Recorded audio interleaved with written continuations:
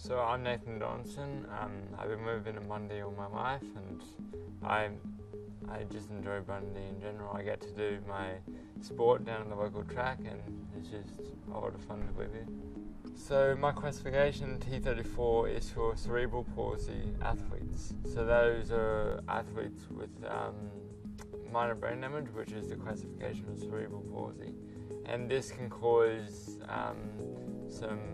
these signals from the brain to not go to certain muscle groups properly, which can cause tightness, loss of actual motor skills, or just not being able to control their limbs the same as other people can. So when I was born, I was born with cerebral palsy. I wasn't diagnosed till about 18 months, and my parents were actually told that I wouldn't be able to walk, which despite what they had said, I have managed to build up the muscle and just started to walk, and it's not as good as it could be, like as good as others, but it's something that I've worked for and worked for the balance that I have.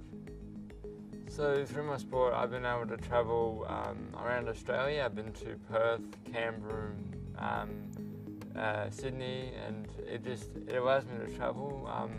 I recently went to Switzerland to represent Australia, which was definitely a new experience for me, and it was definitely a very big learning curve of how far the sport can go. And yeah, it's been really fun to see the new places and just do what I can do. The time I went to Switzerland, it was actually very hot. It was about 34 degrees average. So despite popular belief, it does get hot there.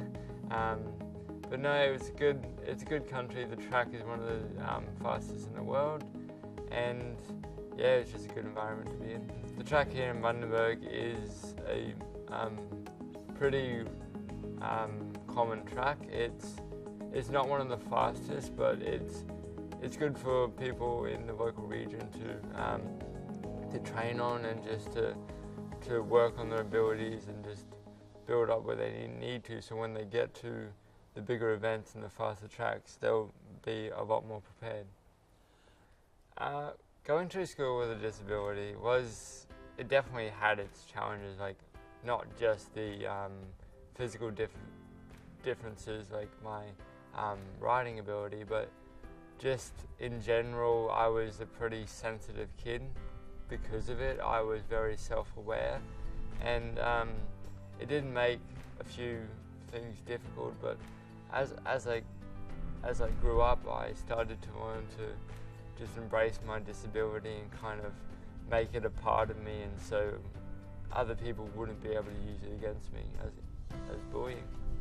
It's been the way I've grown up and I've learned. I really, through my primary school years, from when I was in grade 5 to now, I definitely have toughened up a lot more about the topic and just in general, and it's definitely a very good approach to it, because if you can make fun of your disability and just make jokes about it, not trying to harm other people from it, but just to make jokes about it, then it means that if someone says something bad about it to you, it's not as harmful, because you're like, yeah, you can just take it as a joke, and it's something that I have lived by and I've tried to do each day.